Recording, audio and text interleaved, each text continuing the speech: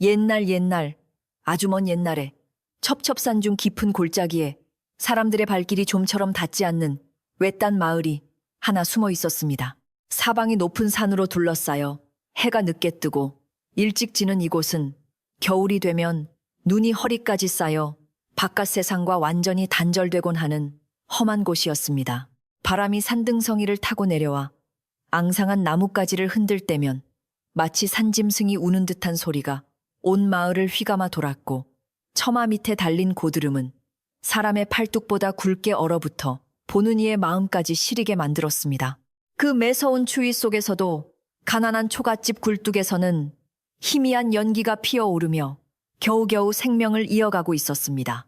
이 마을 끄트머리 산비탈에 위태롭게 자리 잡은 낡은 오두막집에는 칠성이라는 이름의 젊은이가 눈먼 노모를 모시고 살고 있었습니다.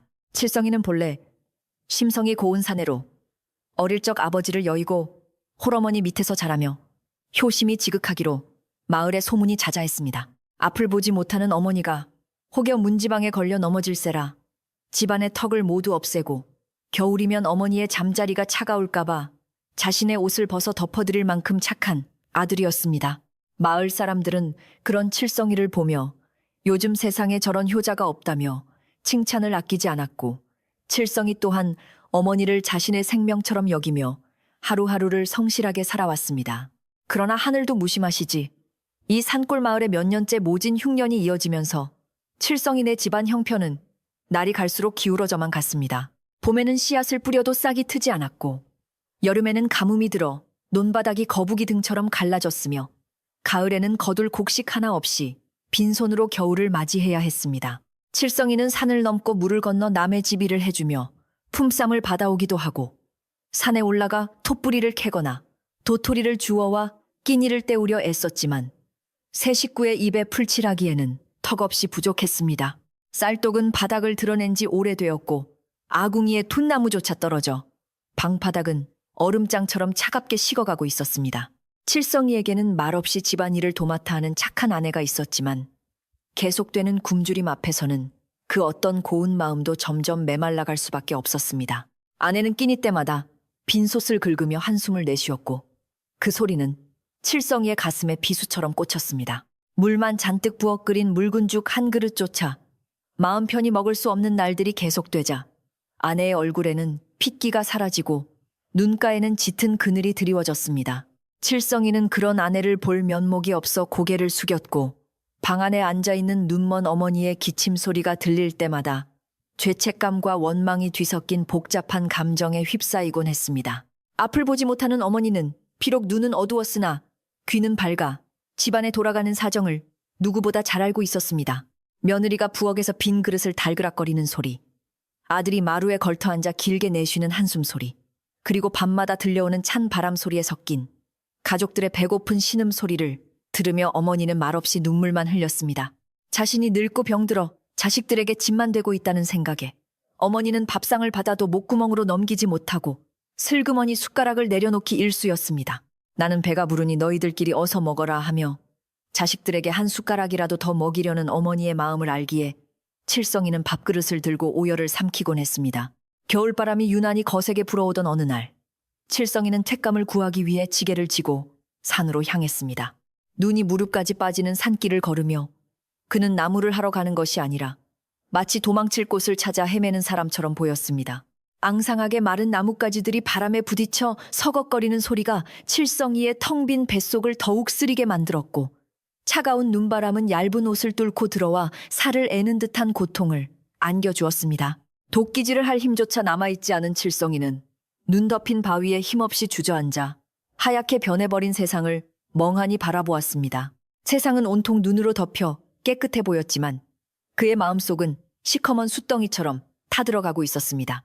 산 아래 마을을 내려다보니 집집마다 저녁 짓는 연기가 아주 희미하게 피어오르고 있었지만 칠성이네 집 굴뚝에서는 아무런 기척도 느껴지지 않았습니다. 오늘 저녁 거리가 없어 굶어야 한다는 사실이 뼈저리게 다가오자 칠성이는 갑자기 세상이 원망스러워졌습니다. 열심히 일해도 나아지지 않는 가난 늙고 병든 노모를 봉양해야 하는 무거운 짐, 그리고 굶주림에 지쳐가는 아내의 모습이 주마등처럼 스쳐 지나갔습니다. 차라리 내가 없었더라면, 아니 식구 하나라도 줄어든다면. 칠성이는 불현듯 머릿속을 스치는 끔찍한 생각에 쏘스라치게 놀라며 고개를 세차게 흔들었습니다. 집으로 돌아온 칠성이는 아무 말 없이 부엌 아궁이 앞에 쭈그리고 앉아 꺼져가는 불씨를 살리려 애썼습니다. 젖은 나무가 타닥거리며 매운 연기를 내뿜자 눈물이 핑 돌았지만 그것이 연기 때문인지 아니면 서러움 때문인지 알 수 없었습니다. 방 안에서는 어머니가 쿨럭거리는 기침 소리와 함께 칠성아 왔느냐, 밖이 많이 춥지 하며 더듬더듬 아들의 손을 찾았습니다. 어머니의 거칠고 차가운 손이 칠성이의 뺨에 닿았을 때 그는 순간적으로 어머니의 손길을 뿌리치고 싶은 충동을 느꼈다가 이내 자신의 못난 마음을 탓하며 어머니의 손을 꼭 잡았습니다. 하지만 그 손은 예전처럼 따뜻하게 느껴지지 않았고 마치 마른 장작처럼 가볍고 위태롭게만 느껴졌습니다. 그날 밤 칠성이는 잠을 이루지 못하고 뒤척였습니다. 옆에 누운 아내는 배고픔에 지쳐 일찍 잠이 들었지만 가끔씩 앓는 소리를 내며 몸을 떨었습니다. 윗목에 누운 어머니는 숨을 쉴 때마다 그르렁거리는 소리를 내며 힘겹게 잠을 청하고 있었습니다. 칠성이는 어둠 속에서 천장을 바라보며 깊은 한숨을 내쉬었습니다. 이대로 가다가는 이번 겨울을 넘기지 못하고 세 식구 모두 굶어 죽을 것이 뻔하다는 절망감이 그를 짓눌렀습니다. 마을 사람들 사이에서 흉년이 들면 입을 줄이기 위해 늙은 부모를 산에 버린다는 고려장 이야기가 심심찮게 들려오던 때였습니다. 칠성이는 그 잔인한 이야기를 들을 때마다 짐승만도 못한 짓이라며 욕을 했었지만 지금 그 짐승 같은 생각이 칠성이의 마음을 비집고 들어오고 있었습니다. 다음 날 아침, 칠성이는 평소보다 일찍 일어나 마당에 쌓인 눈을 쓸었습니다. 쌀이 빗자루가 눈 위를 지나가는 소리가 새벽의 정적을 깨웠습니다. 부엌에 들어간 아내는 쌀독 바닥을 긁어 모은 쌀 한 줌으로 미음을 쑤어 어머니 상에 올렸습니다. 맑은 물이나 다름없는 미음을 받아든 어머니는 너희들은 뭘 좀 먹었느냐라고 물으셨고 칠성이는 네, 저희는 든든하게 먹었으니 걱정 마시고 어서 드세요라고 거짓말을 했습니다. 그 거짓말이 목구멍에 가시처럼 걸려 넘어가지 않았지만 칠성이는 애써 태연한 척하며 마루 끝에 앉아 먼 산을 바라보았습니다. 저 멀리 보이는 산봉우리가 마치 자신을 부르는 듯한 착각이 들었습니다. 며칠이 지나도록 눈은 그치지 않고 계속해서 퍼부었습니다. 마을 고립은 더욱 심해졌고 이웃집에서 들려오던 닭 울음소리마저 끊긴 지 오래였습니다. 어느 날 저녁 아내가 칠성이에게 조심스럽게 말을 꺼냈습니다. 여보, 이러다가는 다 죽어요. 댁의 어머님도 차라리 편안한 곳으로 가시는 게 낫지 않을까요? 아내는 차마 산에 버리자는 말을 입 밖으로 내지는 못했지만 그 말 속에 담긴 뜻을 칠성이는 단번에 알아차렸습니다. 칠성이는 버럭 화를 내며 무슨 소리를 하는 거냐? 라고 소리쳤지만 그의 목소리에는 힘이 없었습니다. 아내는 흐느껴 울며 부엌으로 들어갔고 칠성이는 죄인처럼 고개를 떨구었습니다. 그날 이후로 칠성이는 말수가 부쩍 줄어들었습니다. 어머니의 얼굴을 똑바로 쳐다보지 못하고 시선을 피했으며 어머니가 말을 걸어도 건성으로 대답하기 일쑤였습니다.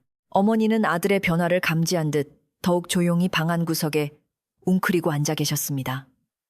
칠성이는 마당 한 구석에 놓여있던 지게를 꺼내어 손질하기 시작했습니다. 낡고 헐거워진 지게, 끈을 단단히 조이고 등받이에 짚을 두툼하게 깔았습니다. 마치 나무를 하러 갈 준비를 하는 것처럼 보였지만 그의 손놀림은 떨리고 있었고 눈빛은 불안하게 흔들렸습니다. 지게를 만지는 칠성이의 손끝에서 서늘한 냉기가 느껴졌습니다. 마을에는 흉흉한 소문이 돌기 시작했습니다. 옆마을 김서방네가 노모를 산에 모시고 왔다는 둥, 윗마을 박노인이 스스로 집을 나갔다는 둥, 비참한 이야기들이 눈덩이처럼 불어나 사람들의 입에 오르내렸습니다. 칠성이는 그런 이야기를 들을 때마다 귀를 막고 싶었지만 마음 한구석에서는 나만 그런 생각을 하는 게 아니구나 하는 비겁한 안도감이 들기도 했습니다. 굶주림은 인간의 존엄성을 갉아먹고 가장 소중한 천륜마저 위협하는 무서운 괴물과도 같았습니다. 칠성이는 점점 괴물이 되어가는 자신을 발견하며 공포에 떨었습니다. 어느 깊은 밤, 칠성이는 잠든 어머니의 얼굴을 오랫동안 들여다보았습니다. 깊게 패인 주름살과 하얗게 센 머리카락, 그리고 앙상하게 마른 어깨가 가엾기 그지없었습니다. 어머니, 저를 용서하지 마세요. 칠성이는 마음속으로 피눈물을 흘리며 작별 인사를 건넸습니다. 그는 내일 아침 어머니를 지게에 지고 산으로 가기로 결심을 굳혔습니다. 그것이 모두를 위한 길이라고, 어쩔 수 없는 선택이라고 스스로를 합리화하려 애썼지만 가슴속 깊은 곳에서 울려 퍼지는 양심의 소리는 그를 놓아주지 않았습니다. 칠성이의 결심을 알 리 없는 어머니는 그날따라 잠꼬대를 하셨습니다. 칠성아, 배고프지? 내 목 남겨두었으니 어서 먹어라. 꿈속에서도 자식 걱정뿐인 어머니의 목소리에 칠성이는 입을 틀어막고 밖으로 뛰쳐나왔습니다. 차가운 밤 공기가 뜨거워진 얼굴을 식혀주었지만 가슴속의 답답함은 가시지 않았습니다. 밤하늘에 떠있는 달조차 칠성이를 노려보는 듯 차갑게 빛나고 있었습니다. 그는 마당을 서성이며 밤새도록 고민하고 또 고민했지만 가난이라는 현실 앞에서는 다른 방도가 떠오르지 않았습니다. 새벽닭이 울기 전 칠성이는 부엌에 들어가 남은 쌀을 모두 털어 밥을 지었습니다. 마지막이 될지도 모르는 아침상을 정성껏 차리기 위함이었습니다. 따뜻한 밥 냄새가 방 안에 퍼지자 어머니가 눈을 뜨셨습니다. 아니, 이 새벽에 웬 밥 냄새냐? 어머니의 물음에 칠성이는 목이 메어 잠시 말을 잇지 못하다가 겨우 입을 열었습니다. 어머니, 오늘 산 너머에 있는 용안절에 가서 불공을 드리고 오려고요. 그러면 우리 집 형편이 좀 나아질까 해서요. 칠성이는 생전 처음으로 어머니에게 씻을 수 없는 큰 거짓말을 하고 말았습니다. 어머니는 아들의 말을 철석같이 믿고 기뻐하셨습니다. 그래. 부처님께 빌면 좋은 일이 생길 게다.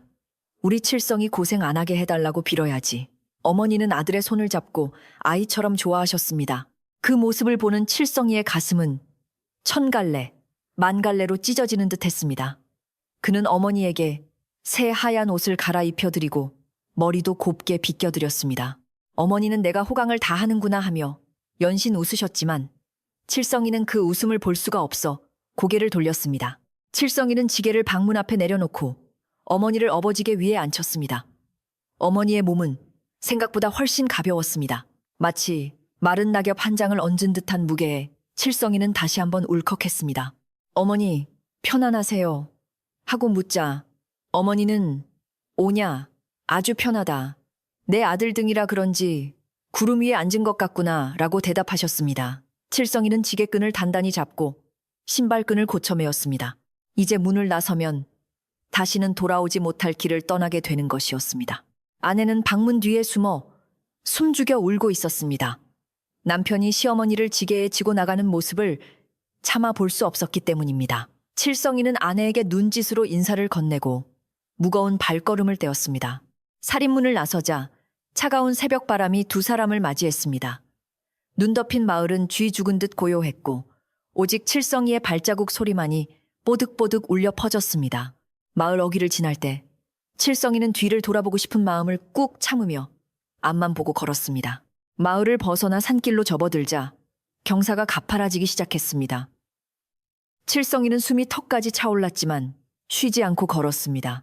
잠시라도 멈추면 마음이 약해져 다시 집으로 돌아갈 것만 같았기 때문입니다. 등 뒤에 엎인 어머니는 아들이 힘들까봐 숨소리조차 크게 내지 않고 조용히 계셨습니다. 가끔씩 나뭇가지가 어머니의 옷자락을 스치는 소리만 들릴 뿐 산속은 적막강산이었습니다. 칠성이는 이 적막이 두려워 더욱 발걸음을 재촉했습니다. 산 중턱에 이르렀을 때 하늘에서 다시 눈송이가 날리기 시작했습니다.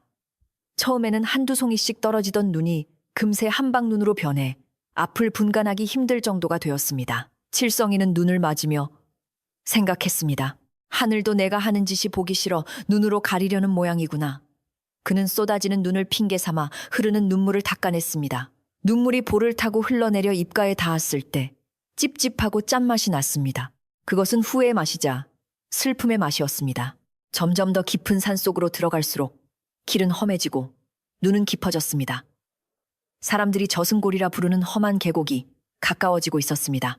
그곳은 한번 들어가면 살아서 나오기 힘들다는 전설이 전해져 내려오는 곳이었습니다. 칠성이는 그곳에 어머니를 모셔두고 오려고 마음먹었습니다. 사람들의 눈에 띄지 않는 곳, 그리고 어머니가 고통 없이 잠들 수 있는 곳이라고 생각했기 때문입니다. 하지만 그것은 칠성이의 착각이자 오만이었습니다. 어머니는 등 뒤에서 칠성이의 거친 숨소리를 들으며 생각에 잠겼습니다. 아들이 말한 절은 이렇게 험한 길을 오래 걸어야 나오는 곳이 아니라는 것을 어머니는 직감적으로 알고 있었습니다. 하지만 어머니는 아들에게 아무것도 묻지 않았습니다. 그저 묵묵히 아들의 등에 몸을 맡긴 채 품속에 넣어온 무언가를 만지작거리고 있었습니다. 칠성이는 걷느라 정신이 팔려 어머니의 손이 꼼지락거리는 것을 눈치채지 못했습니다. 차가운 바람이 불어와 칠성이의 얼굴을 때렸습니다.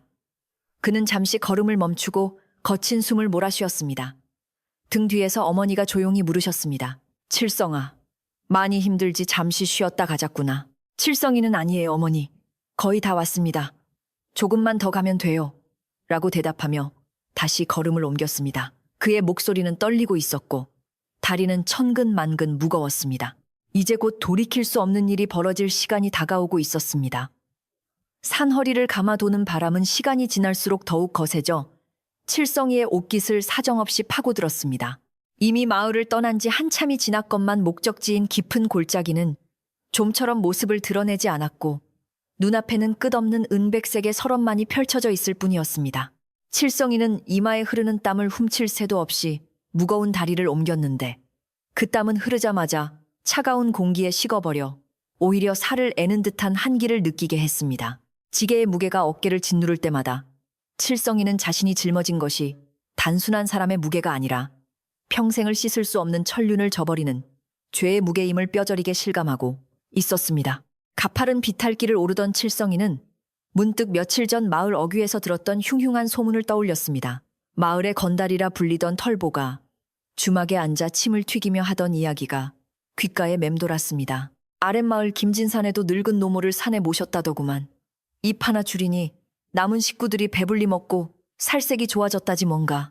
털보의 그 말은 굶주림에 지쳐 판단력이 흐려진 마을 사람들의 마음에 독버섯처럼 퍼져나갔고 칠성이 또한 그 도끼 어린 말에 마음이 흔들렸던 것이 사실이었습니다.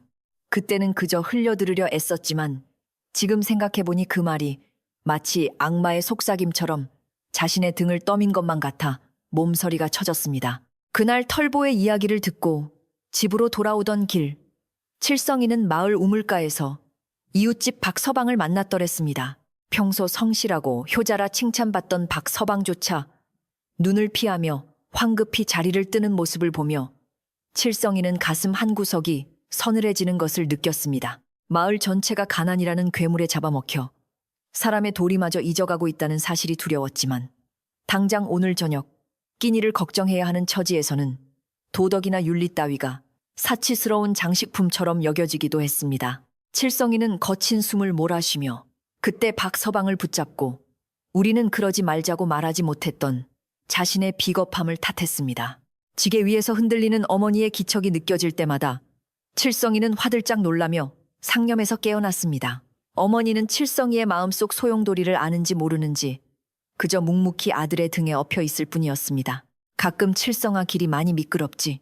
조심하거라 하며 아들을 걱정하는 어머니의 목소리가 들려올 때면 칠성이는 대답 대신 마른 침을 삼키며 눈시울을 붉혔습니다. 자신을 죽음의 골짜기로 데려가는 아들에게 건네는 말이 고작 아들의 안위를 걱정하는 말이라니. 어머니의 그 깊고 넓은 사랑이 칠성이에게는 오히려 날카로운 가시가 되어 가슴을 찔러왔습니다.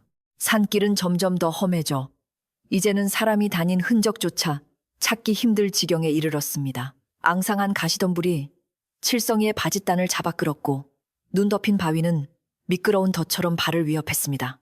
칠성이는 몇 번이나 미끄러질 뻔하며 위태롭게 중심을 잡았는데 그때마다 등 뒤에 어머니는 놀란 숨을 들이키면서도 비명 한 번 지르지 않았습니다.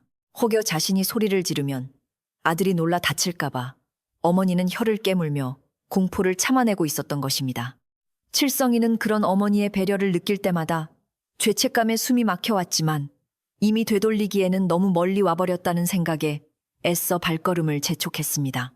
그때 칠성이는 문득 마을의 가장 큰 어른이신 김노인의 얼굴을 떠올렸습니다. 떠나기 전날 밤 몰래 지게를 손질하던 칠성이를 우연히 마주친 김노인은 아무 말 없이 칠성이를 뚫어지게 쳐다보았습니다.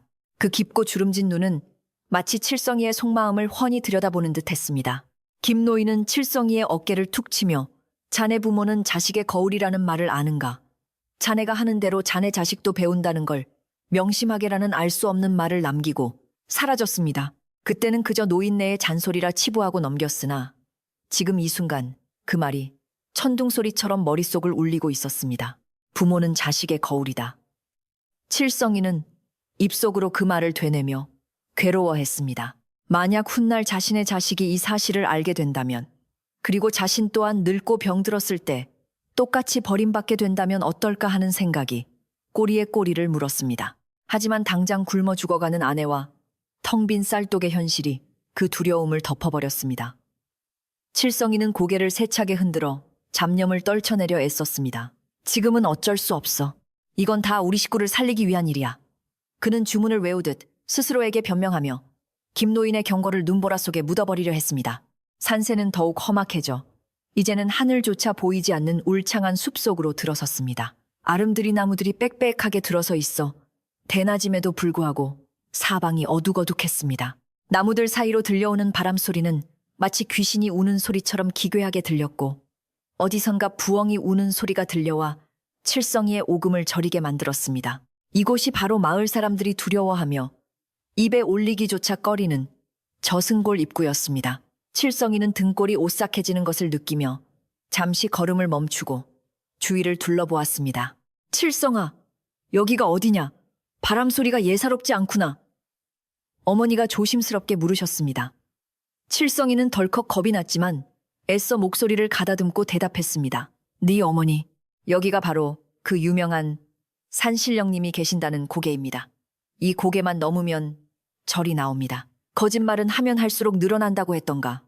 칠성이는 이제 천연덕스럽게 거짓말을 늘어놓는 자신이 혐오스러웠습니다. 어머니는 고개를 끄덕이며 그렇구나. 산신령님이 계신 곳이라 그런지 공기가 아주 차갑고 맑구나 하시며 의심 없이 아들의 말을 믿어주셨습니다. 잠시 쉬어가기 위해 칠성이는 커다란 바위 밑에 지게를 내려놓았습니다.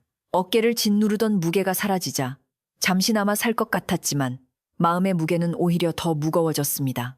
칠성이는 바닥에 쌓인 눈을 한 움큼 집어 입안에 털어넣으며 타는 목을 축였습니다. 어머니에게도 눈뭉치를 건네드리자 어머니는 아이고 시원하다. 네, 정성이 갸륵하여 부처님도 감동하시겠다며 웃으셨습니다. 그 해맑은 미소를 보는 순간 칠성이는 가슴속 깊은 곳에서 뜨거운 무언가가 울컥 치솟아 오르는 것을 느꼈습니다. 휴식을 마치고 다시 지게를 지려는데 어머니가 품속에서 무언가를 부스럭거리는 소리가 들렸습니다. 칠성이는 어머니 뭘 그리 찾으세요? 라고 물었지만 어머니는 아니다. 아무것도 아니다. 옷매무새를 좀 고치느라 그랬다며 황급히 손을 감추셨습니다. 칠성이는 별다른 의심 없이 다시 지게를 짊어졌습니다. 하지만 어머니의 품속에는 아침에 몰래 챙겨온 식구들 몰래 아껴두었던 찬밥 덩어리가 헝겊에 쌓여 있었습니다. 어머니는 그 귀한 밥을 자신이 먹기 위해서가 아니라 다른 용도로 쓰기 위해 챙겨왔던 것입니다. 다시 산길을 오르기 시작하자 어머니는 지게 뒤에서 조용히 헝겊 꾸러미를 풀었습니다.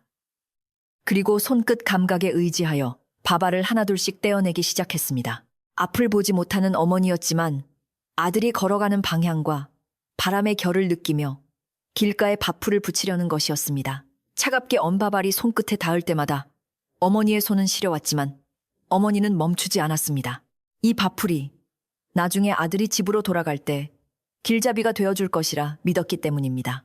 칠성이는 아무것도 모른 채 그저 묵묵히 앞만 보고 걸었습니다. 가끔씩 뒤에서 툭, 툭 하는 작은 소리가 들렸지만 그저 나뭇가지가 지게에 부딪히는 소리거나 바람에 떨어진 솔방울 소리라고 생각했습니다. 칠성이는 자신의 발자국 소리와 거친 숨소리에 묻혀 어머니가 밥풀을 떼어내며 흘리는 나지막한 한숨 소리를 듣지 못했습니다. 어머니는 밥알 하나를 떼어 던질 때마다 우리 칠성이 길 잃지 말고 잘 돌아가야 할 텐데 하며 마음속으로 간절히 기도했습니다. 눈은 점점 더 굵어져 이제는 한치 앞을 분간하기 어려울 정도로 쏟아졌습니다. 칠성이는 눈을 가늘게 뜨고 길을 찾으려 애썼지만 온 세상이 하얗게 덮여 있어 어디가 길이고 어디가 낭떠러지인지 구별하기가 쉽지 않았습니다. 몇 번이나 발을 헛디뎌 넘어질 뻔했고 그때마다 지게가 크게 휘청거렸습니다. 하지만 어머니는 그 위태로운 상황에서도 손에 쥔 밥덩이를 놓지 않았습니다. 오히려 아들이 중심을 잃을 때마다 몸을 반대로 기울여 지게의 균형을 맞춰주며 아들을 도왔습니다. 시간이 얼마나 흘렀을까?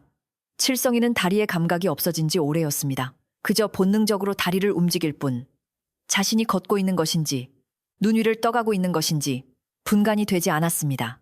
추위와 배고픔 그리고 죄책감에 시달린 칠성이의 정신은 점점 혼미해져 갔습니다. 눈앞에 헛것이 보이기 시작했습니다. 며칠 전 보았던 박서방의 슬픈 눈빛이 허공에 떠오르기도 하고 김노인의 호통 소리가 바람 소리에 섞여 들려오기도 했습니다. 이놈 칠성아, 네가 사람이냐 하는 환청이 들릴 때마다 칠성이는 쏘스라치게 놀라며 고개를 저었습니다. 어머니는 등 뒤에서 아들의 몸이 떨리는 것을 느꼈습니다. 추위 때문만이 아니라 두려움과 공포 때문에 떨고 있다는 것을 어머니는 본능적으로 알았습니다. 어머니는 차가운 손을 뻗어 칠성이의 목덜미를 어루만져주고 싶었지만 그러다간 아들의 마음이 약해져 이를 그르칠까봐 꾹 참았습니다. 어머니는 이미 자신의 운명을 받아들인 상태였습니다. 늙고 병든 자신이 사라져야 아들 내외가 살 수 있다면 기꺼이 산속에 묻히리라 마음 먹었던 것입니다. 어머니에게 중요한 것은 자신의 목숨이 아니라 아들의 안위뿐이었습니다. 어느새 칠성이는 사람들이 절대 들어가지 말라고 경고했던 깊은 골짜기의 중심부에 다다랐습니다. 이곳은 기이하게 생긴 바위들이 병풍처럼 둘러쳐져 있어 바람조차 빠져나가지 못하고 맴도는 곳이었습니다. 사방이 꽉 막힌 듯한 답답함과 함께 묘한 적막감이 감돌았습니다. 칠성이는 이곳이 바로 어머니를 모시라니 버릴 장소임을 직감했습니다. 더 이상 갈 곳도 없었고 더 이상 갈 힘도 남아있지 않았습니다. 그는 멈춰서서 가쁜 숨을 몰아쉬었습니다. 어머니 다 왔습니다. 여기가 절 입구입니다. 칠성이의 목소리는 떨려서 거의 들리지 않을 정도였습니다. 어머니는 그래 고생했다. 참으로 고생했어라고 말씀하시며 지게에서 내릴 채비를 하셨습니다. 칠성이는 지게를 바위에 기대어 놓고 어머니를 부축해 내렸습니다.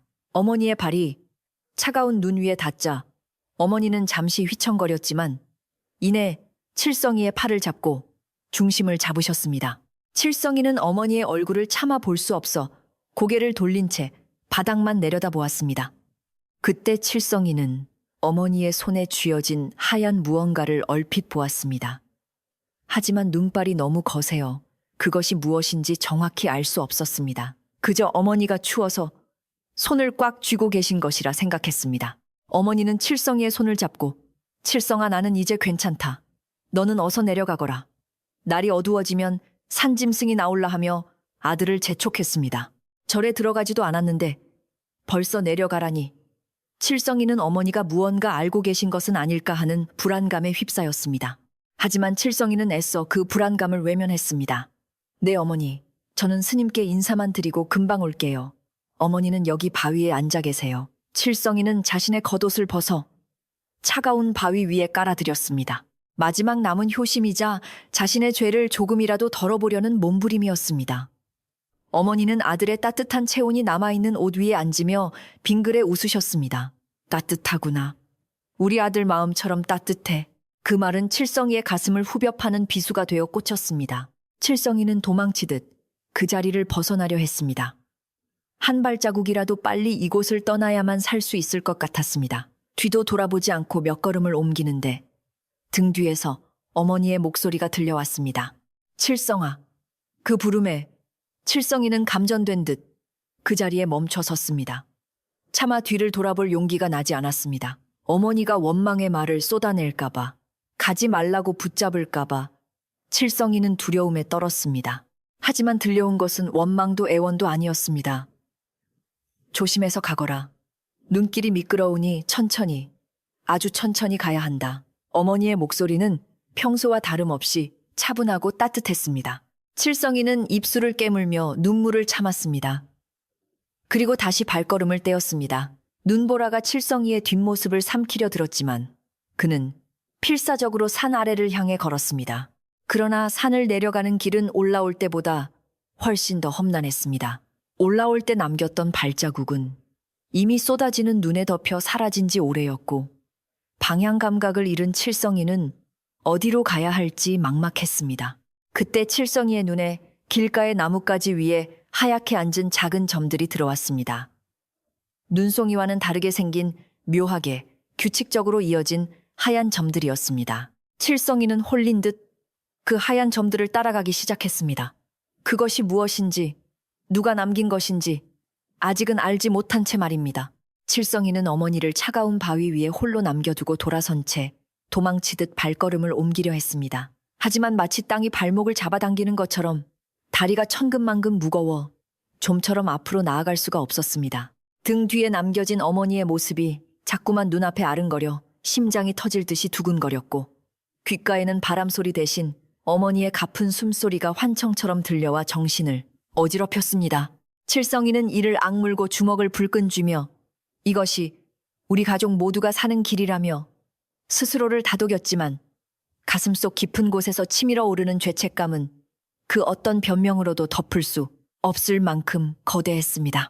하늘은 칠성이의 마음을 대변이라도 하듯 점점 더 어두워지고 눈보라는 더욱 거세게 몰아쳤습니다. 굵어진 눈발이 시야를 가려 바로 앞에 나무조차 분간하기 힘들 지경이었고, 살을 애는 듯한 칼바람은 옷깃 사이를 파고들어 뼛속까지 시리게 만들었습니다. 칠성이는 비틀거리며 몇 걸음을 떼었지만 이미 산을 올라올 때 남겼던 발자국은 쏟아지는 눈에 덮여 흔적도 없이 사라져버린 뒤였습니다.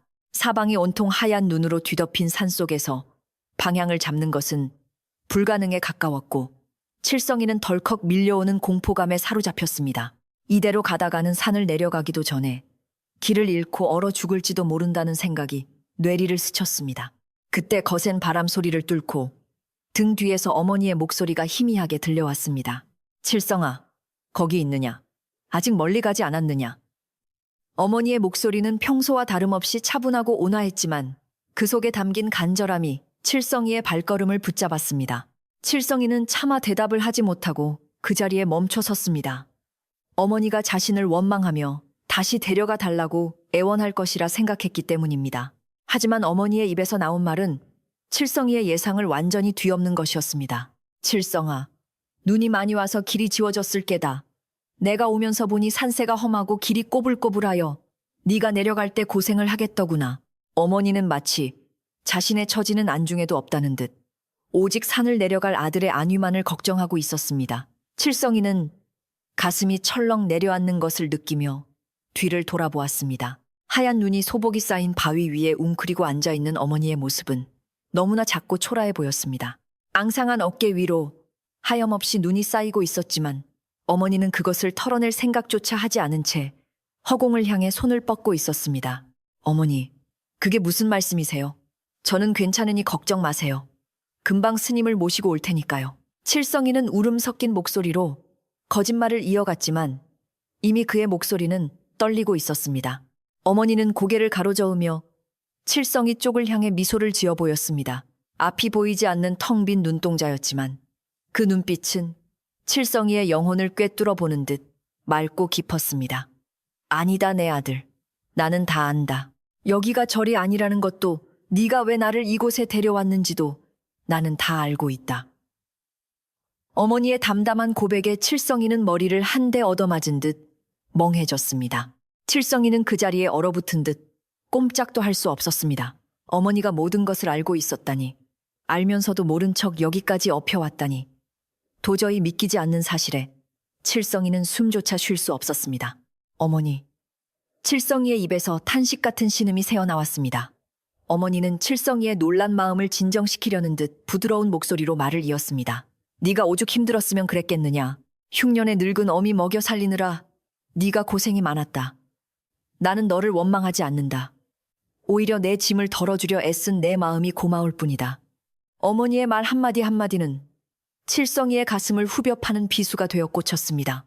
자식을 살리기 위해 자신의 목숨을 기꺼이 내놓겠다는 어머니의 숭고한 사랑 앞에서 칠성이는 자신이 저지르려던 짓이 얼마나 끔찍하고 패륜적인 죄악인지 뼈저리게 깨달았습니다. 어머니, 제가 잘못했습니다. 제가 죽을 죄를 지었습니다. 칠성이는 울부짖으며 어머니에게 달려가려 했지만 어머니는 손을 들어 칠성이를 제지했습니다. 아직 멀었다. 내 말을 끝까지 들어라. 날이 저물기 전에 네가 살아서 내려가야 한다. 어머니는 잠시 숨을 고르더니 품속에서 꼬깃꼬깃해진 헝겊 조각을 꺼내어 보였습니다. 그것은 아침에 칠성이가 보았던 어머니가 몰래 챙겨온 헝겊이었습니다. 내가 오면서 밥풀을 뜯어 길가에 붙여 놓았다. 눈이 와서 길이 보이지 않더라도 나무와 바위에 붙은 밭풀을 따라가면 마을로 내려갈 수 있을 게다. 그러니 당황하지 말고 찬찬히 살펴보고 가거라. 어머니의 설명에 칠성이는 자신의 귀를 의심했습니다. 밭풀이라니. 자신이 어머니를 버리러 가는 그 길에 어머니는 아들이 길을 잃을까봐 자신의 밥을 떼어 길을 표시했다니. 칠성이는 황급히 주변의 나뭇가지를 살펴보았습니다. 눈이 덮여 있어 언뜻 보기에는 그냥 눈송이처럼 보였지만 자세히 들여다보니 나뭇가지 끝에 하얀 바발이 굳은 채 붙어 있었습니다. 손으로 만져보니 딱딱하게 얼어붙은 밭풀의 감촉이 느껴졌습니다. 칠성이는 그 밭풀을 보며 전율했습니다. 자신이 땀을 흘리며 죽음의 길을 재촉할 때 등 뒤에 어머니는 차가운 손으로 이 작은 바발들을 하나하나 떼어내며 아들의 생명줄을 이어놓고 있었던 것입니다. 어머니. 칠성이는 나뭇가지를 붙잡고 오열했습니다. 그 하얀 밭풀 하나하나에는 어머니의 피눈물과 자식을 향한 맹목적인 사랑이 담겨 있었습니다. 칠성이는 눈앞이 흐려져 더 이상 아무것도 볼 수 없었습니다. 뜨거운 눈물이 볼을 타고 흘러내려 차가운 눈 위에 떨어졌습니다. 자신이 겪고 있는 배고픔과 추위는 어머니가 겪었을 고통에 비하면 아무것도 아니라는 것을 칠성이는 비로소 깨달았습니다. 어머니는 굶주림 속에서도 자식을 위해 마지막 남은 밥 한 덩이조차 먹지 않고 아껴두었던 것입니다. 칠성이는 미친 사람처럼 주변을 두리번거렸습니다. 눈앞에 펼쳐진 숲길을 따라 드문드문 이어진 하얀 점들이 눈에 들어왔습니다. 그것은 단순한 밭풀이 아니었습니다. 칠성이를 살리기 위해 어머니가 깔아놓은 생명의 길이자 자식을 향한 어머니의 끊어지지 않는 탯줄과도 같았습니다. 눈보라 속에서도 선명하게 빛나는 그 하얀 점들을 보며 칠성이는 무릎을 꿇고 통곡했습니다. 아, 어머니, 제가 미쳤었습니다. 제가 짐승만도 못한 놈입니다. 산골짜기가 쩌렁쩌렁 울리도록 칠성이는 가슴을 치며 울부짖었습니다. 어머니는 아들의 통곡 소리를 들으며 조용히 눈물을 흘리셨습니다. 울지 마라, 칠성아. 산의 대장부가 눈물은 무슨 눈물이냐. 어서 가거라. 나는 여기서 편안히 쉴 테니 너는 가서 아내와 잘 살거라. 어머니는 마지막 순간까지도 아들을 안심시키려 애썼습니다. 하지만 그 말은 오히려 칠성이의 마음을 돌려놓는 결정적인 계기가 되었습니다. 어머니를 두고 혼자 살아서 내려간다는 것은 칠성이에게 죽음보다 더한 고통이었습니다. 칠성이는 눈물을 닦고 벌떡 일어났습니다. 그리고 왔던 길을 되돌아 어머니가 계신 바위 쪽으로 뛰어갔습니다. 넘어지고 미끄러지면서도 칠성이는 멈추지 않았습니다. 눈앞에 앉아 계신 어머니의 모습이 점점 가까워질수록 칠성이의 결심은 더욱 확고해졌습니다. 죽어도 같이 죽고 살아도 같이 산다. 내 다시는 어머니 손을 놓지 않으리라. 칠성이는 마음속으로 굳게 맹세하며 어머니의 차가운 손을 덥석 잡았습니다. 어머니 가요. 집으로 가요. 제가 잘못 생각했습니다.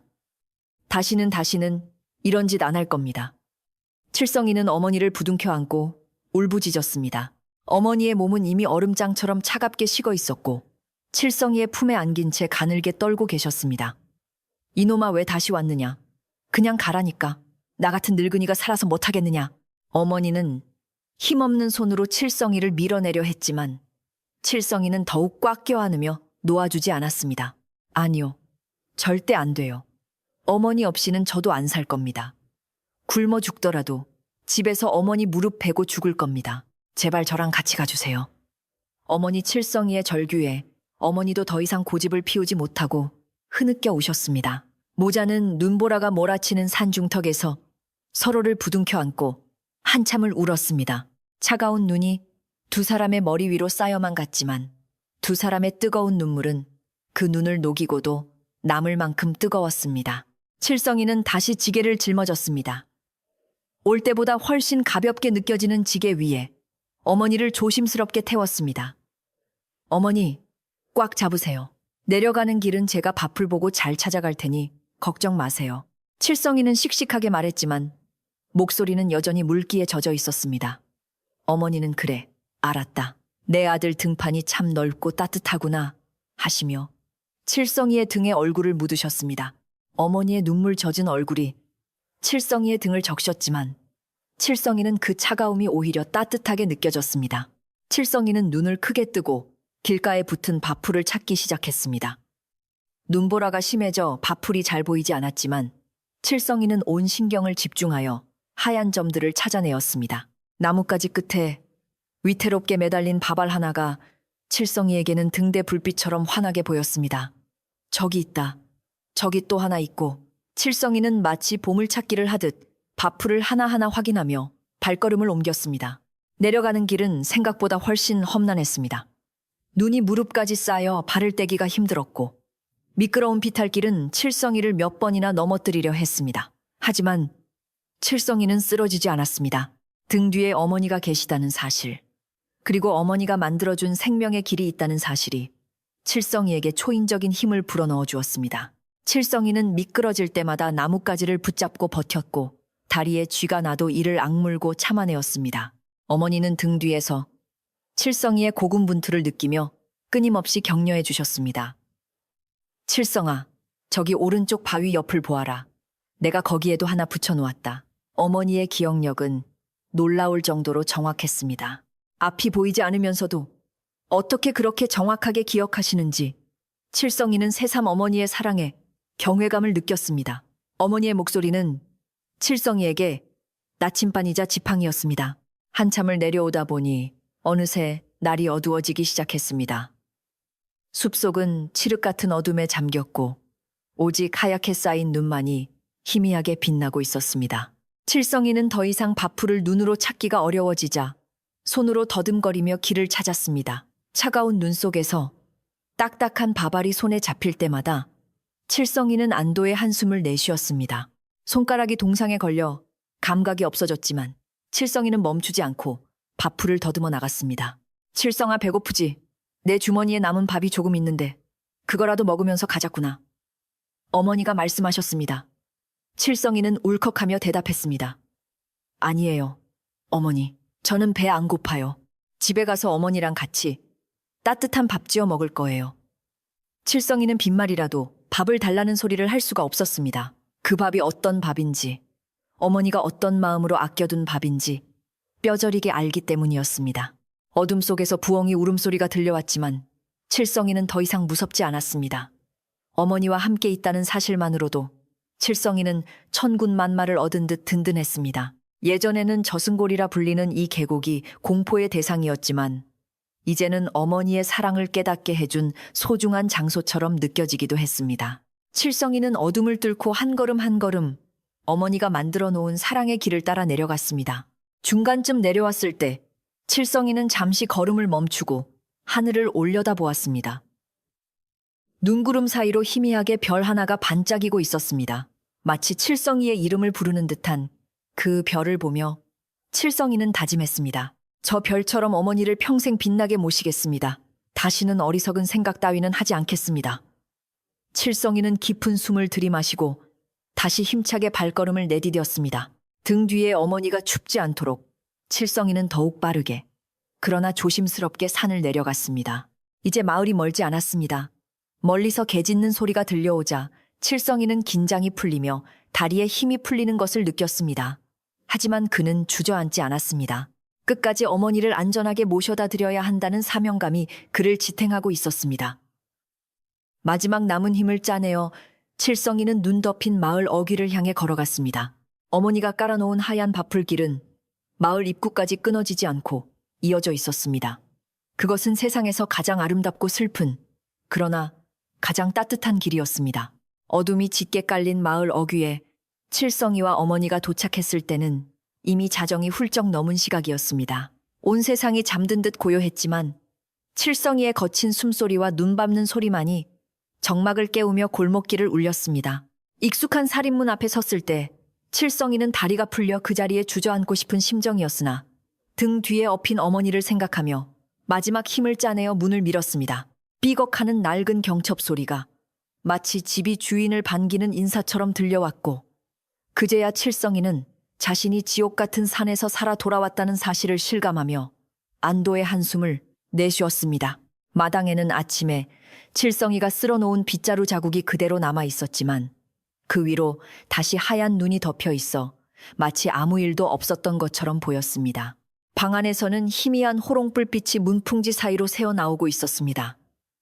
아내는 아직 잠들지 못한 채 남편이 돌아오기만을 기다리고 있었던 모양이었습니다. 칠성이가 마루에 지게를 조심스럽게 내려놓는 인기척이 들리자 방문이 벌컥 열리며 아내가 뛰쳐나왔습니다. 아내의 눈은 퉁퉁 부어 있었고 얼굴은 눈물 자국으로 얼룩져 있어 남편을 기다리는 동안 얼마나 많은 마음고생을 했는지 짐작하게 했습니다. 아내는 지게 위에 혼자 있을 줄 알았던 남편. 뒤에 시어머니가 그대로 앉아 계신 것을 보고는 쏘스라치게 놀라 입을 다물지 못했습니다. 그녀의 눈동자가 심하게 흔들리며 남편과 시어머니를 번갈아 쳐다보았습니다. 여보, 어떻게 된 거예요? 어머니가 왜 다시? 아내는 말끝을 흐리며 뒷걸음질 쳤습니다. 시어머니를 다시 모시고 온 것이 반가운 것인지 아니면 두려운 것인지 알 수 없는 복잡한 표정이었습니다. 칠성이는 아무 말 없이 어머니를 부축하여 방으로 모셨습니다. 방 아랫목은 온기가 거의 사라져 있었지만 바깥의 칼바람에 비하면 천국이나 다름없었습니다. 어머니를 자리에 눕혀드린 칠성이는 그제야 아내를 돌아보며 입을 열었습니다. 내가 미쳤었어. 귀신에 홀려도 단단히 홀렸던 게지. 천벌을 받아 마땅한 짓을 하려다가 어머니 덕분에 살아서 돌아왔네. 칠성이의 목소리는 갈라지고 떨리고 있었습니다. 칠성이는 아내에게 산에서 있었던 일, 어머니가 밥풀로 길을 표시해둔 일을 하나도 빠짐없이 털어놓았습니다. 이야기를 듣는 내내 아내의 안색은 창백하게 변해갔고 이내 바닥에 주저앉아 오열하기 시작했습니다. 어머니, 제가 죽일 년입니다. 제가 남편을 말리지는 못할 망정. 흑흑. 아내는 시어머니의 손을 붙잡고 자신의 얼굴을 파묻으며 통곡했습니다. 가난에 찌들어 잠시나마 시어머니가 없어지기를 바랐던 자신의 사악한 마음이 어머니의 숭고한 사랑 앞에 낱낱이 발가벗겨진 듯하여 견딜 수가 없었던 것입니다. 방 안은 두 부부의 참에 섞인 울음소리로 가득 찼습니다. 어머니는 며느리의 머리를 쓰다듬으며 힘없는 목소리로 말씀하셨습니다. 울지 마라 아가. 다 내가 부덕한 탓이다. 너희가 얼마나 힘들었으면 그랬겠느냐. 나는 괜찮다. 이렇게 살아서 다시 내 집 구들장에 등을 대니 그것만으로도 족하다. 어머니의 용서는 오히려 며느리의 가슴을 더욱 아프게 했습니다. 아내는 부엌으로 달려가 식은 아궁이에 불을 지피기 시작했습니다. 젖은 나무가 매운 연기를 내뿜었지만 아내는 눈물을 훔치며 부채질을 멈추지 않았습니다. 방을 따뜻하게 데워 어머니의 얼어붙은 몸을 녹여드리는 것만이 지금 자신이 할 수 있는 유일한 속죄라고 생각했기 때문입니다. 다음 날 아침 칠성이네 집 굴뚝에서 연기가 피어오르는 것을 보고 마을 사람들이 하나둘씩 기웃거렸습니다. 칠성이가 어머니를 지게에 지고 산으로 갔다는 소문을 들었던 사람들은 혼자 빈 지게를 지고 내려왔을 것이라 짐작하고 있었습니다. 그런데 방 안에서 칠성이의 어머니가 기침하는 소리가 들려오자 사람들은 수군거리기 시작했습니다. 아니, 산에 모시고 간 게 아니었나? 분명히 어제 지게에 태워가는 걸 봤는데 다시 모시고 왔단 말인가? 마을 우물가와 사랑방은 온통 칠성이네 이야기로 떠들썩했습니다. 개 중에는 칠성이의 우유부단함을 비웃는 이들도 있었고 무언가 사연이 있을 거라 짐작하는 이들도 있었습니다. 그때 마을에서 짓깃기로 소문난 털보가 칠성이 내 집 살인문을 박차고 들어왔습니다. 그는 마당에서 장작을 패고 있는 칠성이에게 다가가 비아냥거리는 말투로 말을 걸었습니다. 어이 칠성아, 어제 산에 나무하러 간다더니 빈손으로 왔나 보네.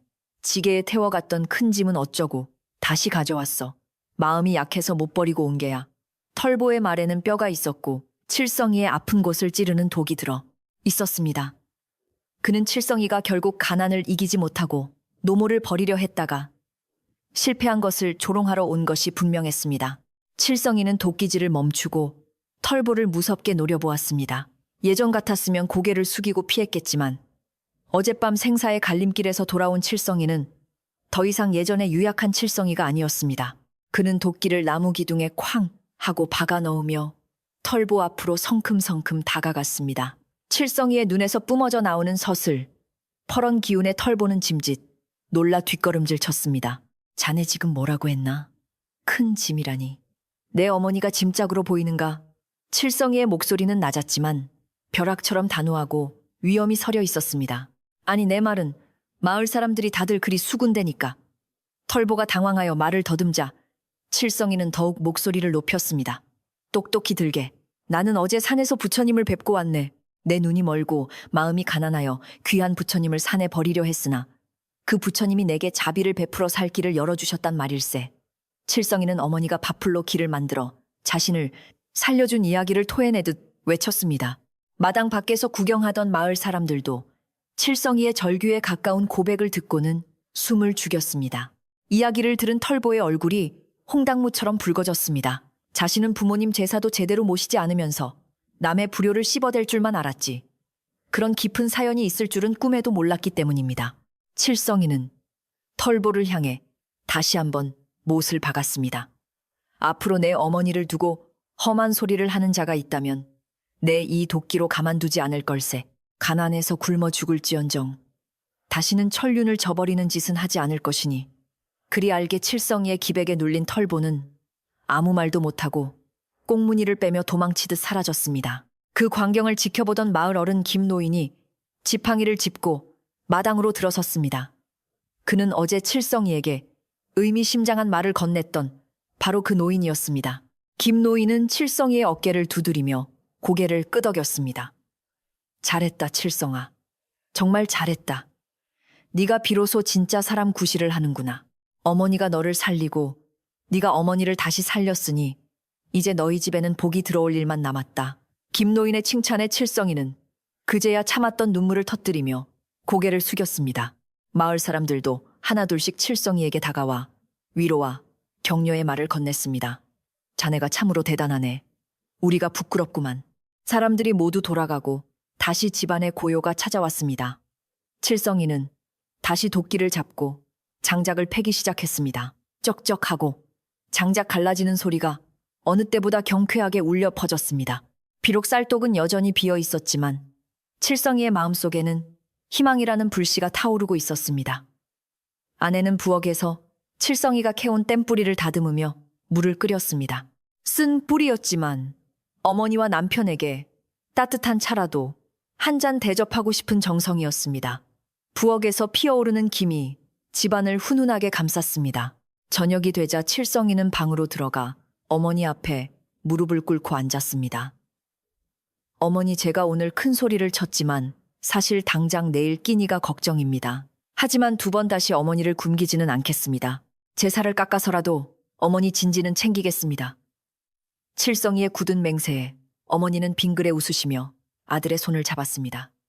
칠성아, 나는 밥 안 먹어도 배부르다. 네 마음이 이렇게 꽉 찼는데 내가 무슨 밥이 더 필요하겠느냐. 걱정 마라. 산입에 거미줄 치랴. 우리 세 식구 마음만 맞으면 흙을 파서라도 못 살겠느냐. 아내도 쟁반에 따뜻한 팻물을 받쳐들고 들어왔습니다. 어머니, 이거라도 드세요. 제가 내일은 산에 가서 나물이라도 더 캐올게요.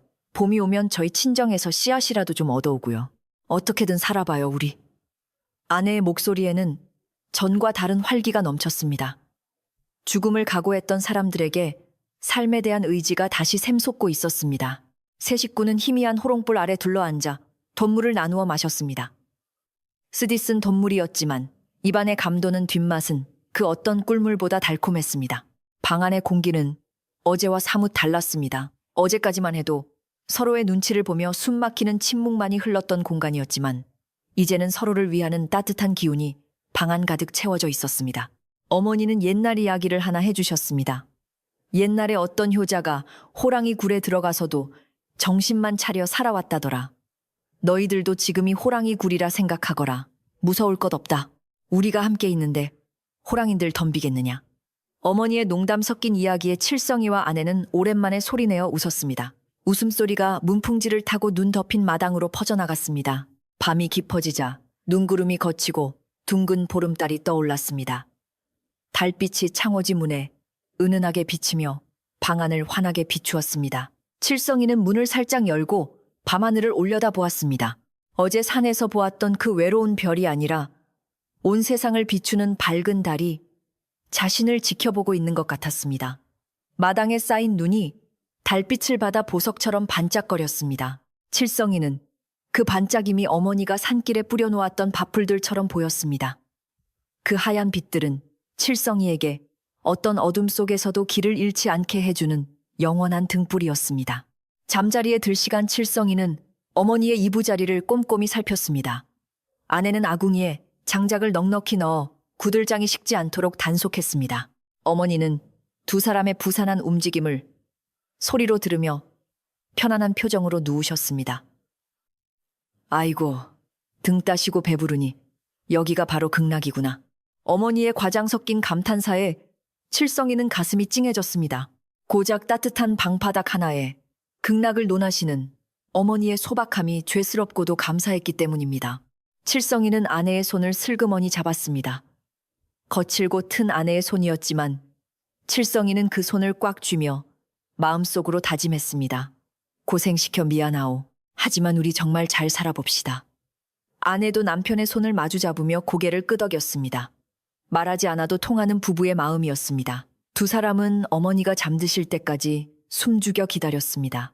어머니의 숨소리가 고르게 변하자 그제야 두 사람도 조심스럽게 자리에 누웠습니다.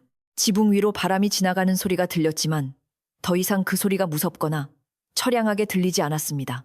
오히려 그 바람 소리는 겨울이 가고 봄이 오고 있다는 자연의 노래처럼 들렸습니다. 칠성이는 눈을 감고 내일 할 일을 머릿속으로 그려보았습니다. 새벽같이 일어나 눈을 치우고 산에 가서 땔감을 더 해오고 읍내에 나가 일감을 구해볼 생각이었습니다. 몸은 고되겠지만 마음만은 깃털처럼 가벼울 것 같았습니다. 그날 밤 칠성이네 집은 마을에서 가장 따뜻한 집이었습니다. 비싼 소미불도 화려한 병풍도 없었지만 서로를 위해 목숨까지 내놓을 수 있는 가족의 사랑이 그 어떤 택감보다 뜨겁게 타오르고 있었기 때문입니다. 칠성이는 꿈속에서 다시 산을 오르고 있었습니다. 하지만 이번에는 무거운 짐을 지고 가는 고통의 길이 아니라 어머니의 손을 잡고 꽃이 핀 봄산을 거니는 행복한 길이었습니다. 꿈속에서 어머니의 눈은 밝게 빛나고 있었고 칠성이의 얼굴에는 환한 미소가 걸려 있었습니다. 마을 사람들도 그날 밤 칠성이네 집 쪽을 바라보며 각자의 부모님을 생각했습니다. 칠성이의 이야기는 바람을 타고 이 집 저 집으로 전해져 잊고 살았던 효심을 일깨우는 계기가 되었습니다. 누군가는 늙은 어머니의 어깨를 주물러 드렸고 누군가는 돌아가신 아버지의 산소를 찾아갈 계획을 세웠습니다.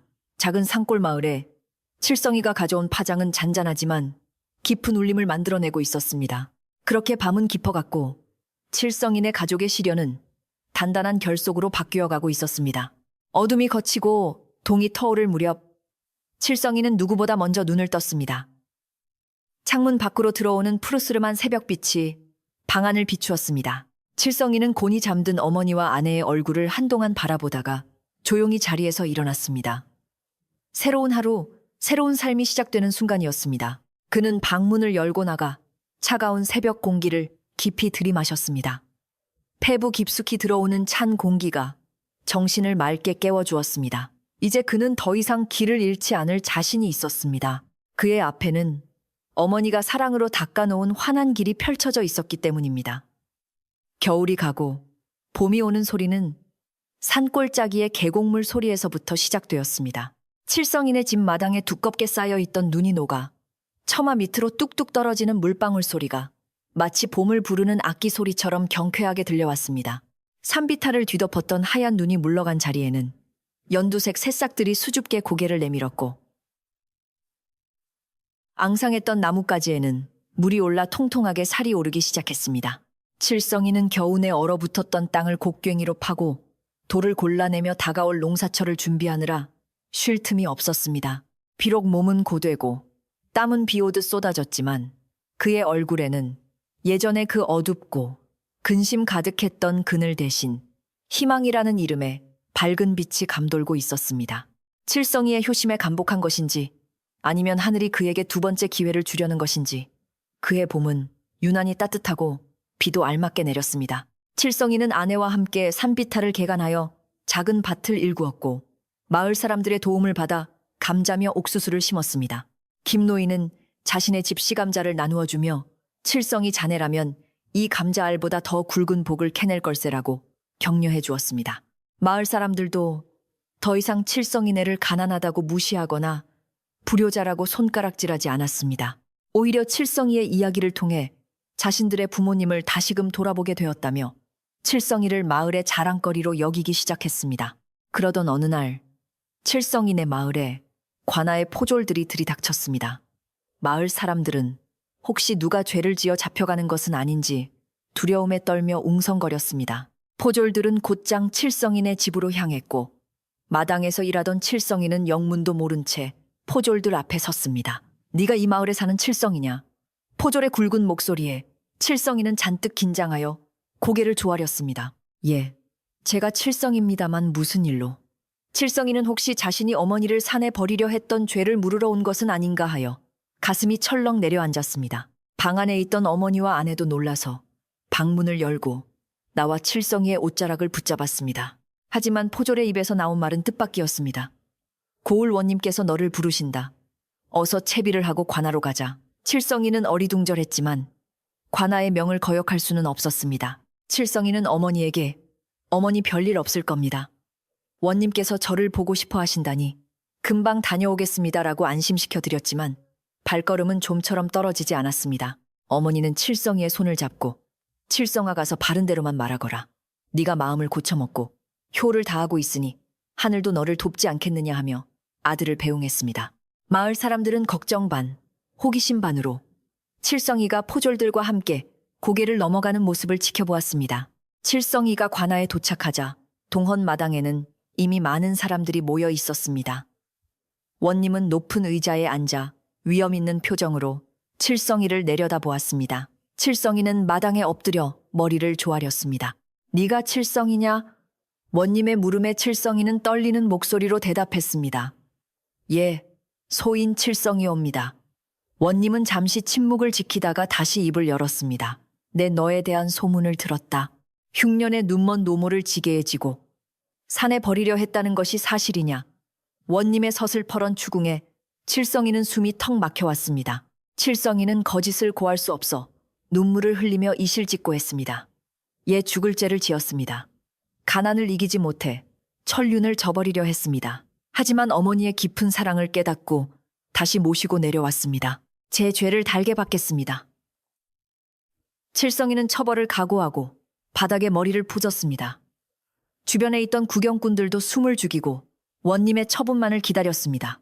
그런데 원님의 표정이 서서히 부드럽게 변하더니 이내 인자한 미소를 띠며 고개를 끄덕였습니다.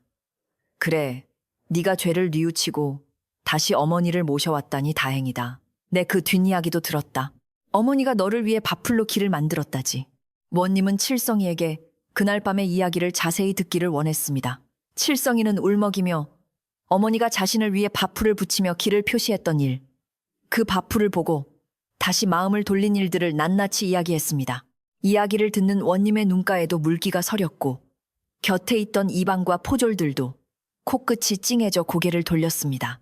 칠성이의 이야기가 끝나자 관아 안은 숙연한 침묵에 잠겼습니다. 그것은 단순한 이야기가 아니라 세상 그 무엇과도 바꿀 수 없는 위대한 모성애와 뒤늦게 깨달은 자식의 참회가 담긴 한 편의 드라마였기 때문입니다. 원님은 자리에서 일어나 칠성이에게 다가왔습니다. 칠성아, 너의 어머니야말로 진정한 이 시대의 스승이시다. 그리고 너 또한 그 뜻을 깨닫고 돌아왔으니 참으로 기특하다. 효는 백행의 근본이라 했다. 너의 이야기는 널리 알려 만백성의 귀감이 되어야 마땅하다. 원님은 칠성이에게 큰 상을 내렸습니다. 쌀 10가마니와 비단, 그리고 어머니를 봉양할 수 있는 고기 등을 하사했습니다. 또한 칠성이네 집에는 세금을 면제해 주어 앞으로 걱정 없이 살 수 있도록 조치해 주었습니다. 칠성이는 감격하여 원님께 큰 절을 올리고 또 올렸습니다. 칠성이가 상을 가득 실은 수레를 끌고 마을로 돌아오자 마을 전체가 축제 분위기로 들썩였습니다. 아이고, 칠성이가 상을 받아왔네. 원님께서 효자상을 내리셨대. 마을 사람들은 자기 일처럼 기뻐하며 칠성이를 맞이했습니다. 그동안 칠성이를 비웃었던 털보도 제일 먼저 달려나와 수레를 밀어주며 칠성이에게 사과했습니다. 칠성아, 내가 정말 미안했다. 네가 이렇게 훌륭한 사람인 줄 몰랐어. 나도 이제부터는 정신 차리고 살게. 털보의 진심 어린 사과에 칠성이는 환한 웃음으로 답하며 그의 손을 잡아주었습니다. 칠성이네. 마당에는 쌀 가마니가 쌓이고 부엌에는 고소한 고기 냄새가 진동했습니다. 칠성이는 마을 사람들을 불러 모아 잔치를 열었습니다. 이 모든 것이 다 이웃 여러분 덕분입니다. 배고픈 시절 함께 견뎌주셔서 고맙습니다. 칠성이는 쌀을 나누어 주고 음식을 대접하며 그동안의 고마움을 전했습니다. 눈먼 어머니는 마루에 앉아 마을 사람들의 축하 인사를 받으며 생전 처음으로 가장 행복한 웃음을 지으셨습니다. 어머니의 얼굴에 핀 주름살 사이사이로 기쁨의 눈물이 흘러내렸습니다. 그날 이후로 칠성이네 마을은 효자 마을로 불리게 되었습니다. 다른 마을 사람들도 칠성이의 이야기를 전해 듣고 찾아와 어머니에게 인사를 올리거나 칠성이에게 효의 도리를 묻곤 했습니다. 칠성이는 그럴 때마다 저는 효자가 아닙니다. 그저 어머니의 사랑을 뒤늦게 깨달은 못난 아들일 뿐입니다라며 겸손해했습니다. 하지만 그의 행동 하나하나는 마을 사람들에게 큰 교훈이 되어 마을에서는 부모를 공경하고 어른을 모시는 풍토가 자연스럽게 자리 잡게 되었습니다. 더 이상 흉년이 들어도 부모를 산에 버린다는 흉흉한 소문은 들리지 않게 되었습니다. 계절은 흘러 어느덧 몇 번의 해가 바뀌었습니다. 칠성이는 더욱 부지런히 일하여 집안을 일으켰고 이제는 제법 남부럽지 않은 살림을 꾸리게 되었습니다. 낡은 초가집은 번듯한 기와집으로 바뀌었고 텅 비었던 쌀독은 언제나 팝쌀로 가득 찼습니다. 아내는 건강한 아들을 낳아 칠성이와 어머니에게 더 큰 기쁨을 안겨주었습니다. 어머니는 손자의 재롱을 들으며 하루하루를 꿈만 같이 보내셨습니다. 비록 눈은 보이지 않았지만 손자의 보드라운 볼을 만지며 우리 강아지 하시는 어머니의 모습은 평화 그 자체였습니다. 어느 가을날 칠성이는 어머니를 업고 다시 그 산을 올랐습니다. 예전에는 버리러 갔던 길이었지만 이번에는 단풍 구경을 시켜드리기 위한 효도의 길이었습니다. 칠성이는 어머니에게 붉게 물든 단풍의 색깔을 말로 설명해드리고 시원한 바람을 느끼게 해드렸습니다. 어머니, 여기가 그때 그 바위입니다. 기억나세요? 칠성이가 묻자 어머니는 고개를 끄덕이며 말씀하셨습니다. 기억나다마다 내 평생 잊을 수 없는 곳이지. 그때는 여기가 저승길 같았는데 오늘 오니 천상낙원이 따로 없구나. 두 사람은 바위에 앉아 옛날 이야기를 나누며 웃음꽃을 피웠습니다. 그때의 슬픔과 고통은 이제 아름다운 추억이 되어 두 사람의 마음속에 보석처럼 박혀 있었습니다. 칠성이는 바위 주변을 살펴보니 놀랍게도 그때 어머니가 밥풀을 붙였던 자리에 하얀 꽃들이 피어 있는 것을 발견했습니다. 마치 밥알처럼 작고 하얀 꽃들이 길을 따라 피어 있었습니다. 칠성이는 그 꽃을 꺾어 어머니의 머리에 꽂아드렸습니다. 어머니 밥풀꽃이 피었습니다. 어머니 사랑이 꽃이 되어 피었나 봅니다. 어머니는 꽃향기를 맡으며 행복해하셨습니다. 그래, 향기롭구나. 내 아들 마음씨만큼이나 곱고 향기로워. 산들바람이 불어와 어머니의 하얀 머리카락을 흩날렸고 칠성이는 그런 어머니의 모습을 가슴 깊이 새겼습니다. 산을 내려오는 길 칠성이는 어머니에게 약속했습니다. 어머니, 다음 생에도 부디 제 어머니로 태어나 주세요. 그때는 제가 처음부터 끝까지 효도만 하는 아들이 되겠습니다. 어머니는 칠성이의 등에 얼굴을 묻으며 그래, 그러자꾸나. 나도 너 같은 아들을 다시 만나면 원이 없겠다라고 대답하셨습니다. 세월은 유수와 같이 흘러 어머니는 천수를 누리시고 어느 평화로운 밤 잠자듯 편안하게 세상을 떠나셨습니다.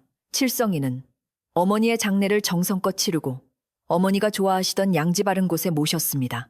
마을 사람들은 모두 나와 어머니의 마지막 가는 길을 배웅하며 눈물을 흘렸습니다. 칠성이는 어머니의 무덤가에 하얀 쌀밥과 맑은 물을 올리며 마지막 인사를 올렸습니다. 어머니, 편히 쉬세요. 어머니가 가르쳐주신 사랑 잊지 않고 대대로 전하겠습니다. 어머니가 돌아가신 후에도 칠성이는 변함없이 성실하게 살았습니다. 그는 자식들에게 항상 할머니의 이야기를 들려주며 부모님은 너희가 생각하는 것보다 훨씬 더 너희를 사랑하신단다. 그 사랑을 잊지 말거라라고 가르쳤습니다.